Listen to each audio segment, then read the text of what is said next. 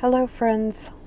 We are back again with Chapter 8, Why Unnecessary Chaos, and this is Part 3, and let's do this.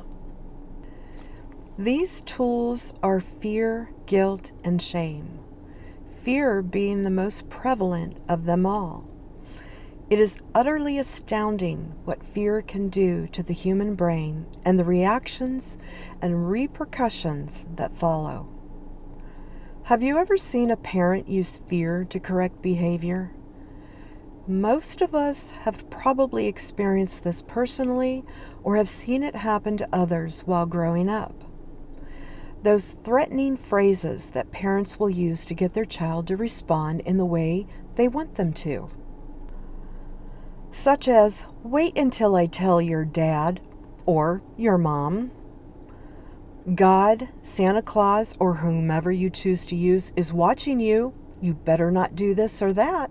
Or parents will use guilt and shame to get their child to respond in the way they want them to.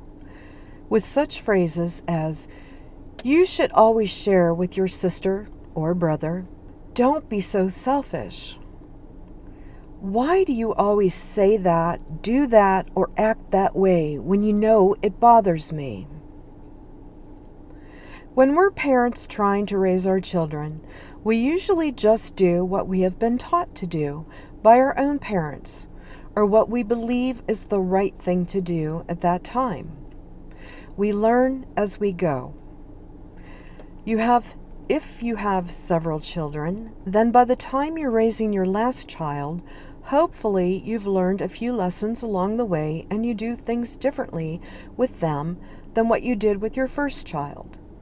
It's part of the parent-child learning process. Although it can be damaging to the child's self-esteem, and by no means am I downgrading that negative effect that usually ensues.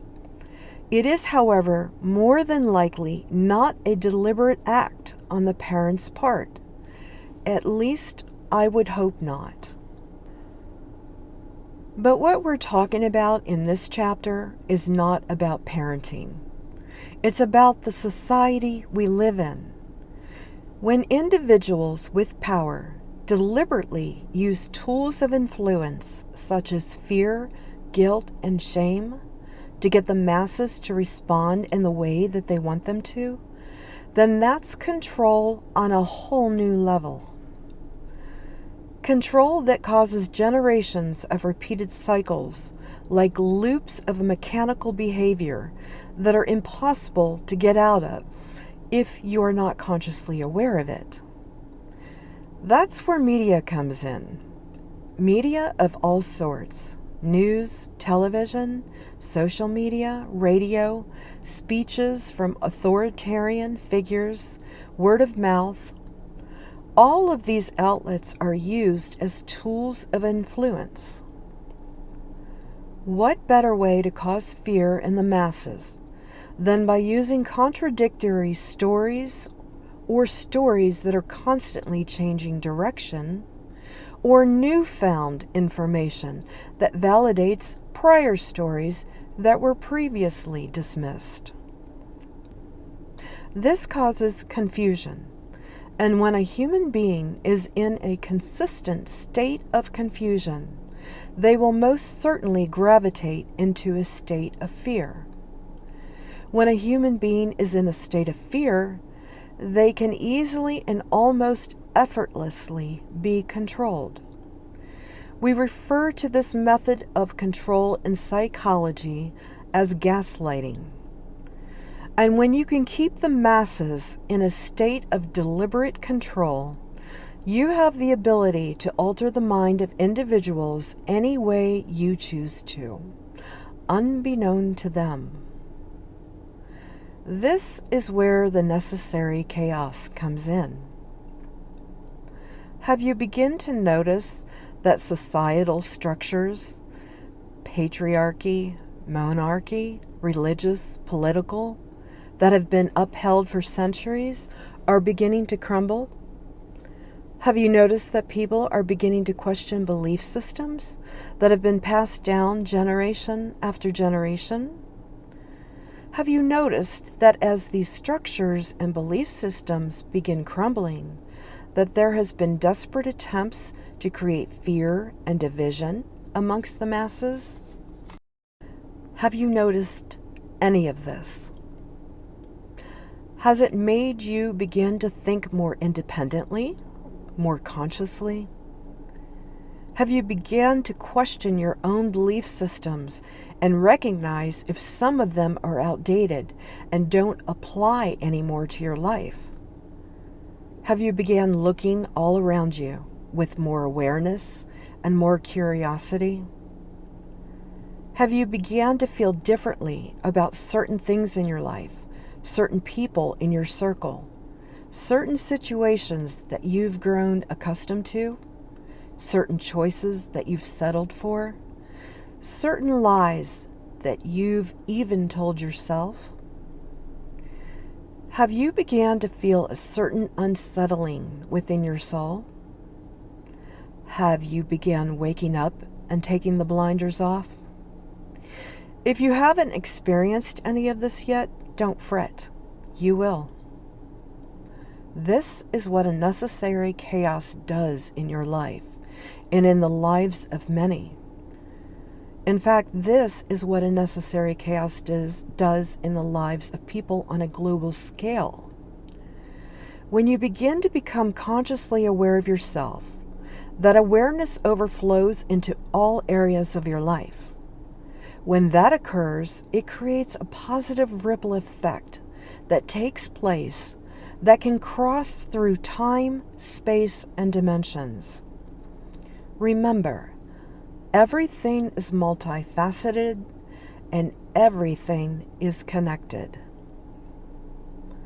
We are in this necessary chaos because this is what is causing new creations, new beliefs, new birth, new ways of doing things, a new way of being, and much needed awareness and awakenings that are wonderfully forging forth. There is a season for everything, it's true. There's been a long season of societal hierarchies running the show, and they've made little and big messes all over the place without taking responsibility and correcting those messes. The tide always turns. It may feel like it's taking forever for the tide to turn, but it always turns. Do you remember what I said on the second page of this chapter?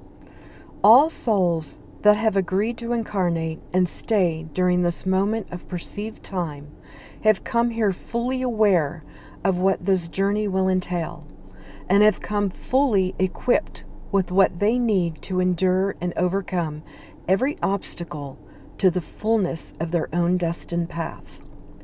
Even if it doesn't feel that way at various moments, nonetheless, it is truth. You don't have to continue living in a world of chaos and fragmented energy. You came here equipped with everything you need to overcome and master your own mind, body, and soul. You came here to break free from fear, guilt, shame, and mindless control. You came here to integrate duality, not escape from it. There seems to be a belief going around that has gained some popularity, and who knows who transmitted this belief outward. Who doesn't really matter. What matters is that you come to fully understand the nature of duality. Duality has always been and will always be. It's in science, it's in nature, it's in spirituality, it's in everything. You have duality within you. The duality within you is not something you will be able to run away from or cause to magically disappear, nor should you want to. Duality is in your true soul essence. You embody both masculine and feminine energy and attributes, both light and darkness, both physical and spiritual, both mental and emotional. We are here to integrate both sides of our duality and embody its fullness. Oneness is not the absence of duality, but the acceptance and integration of it. It is only when mind, body, and soul accept each other unconditionally and unite that we become the Holy Grail in living, breathing form. And when that occurs, we are unstoppable. And this concludes this part of Chapter 8. I'm sending you all lots of love, lots of light, and lots of activation energy.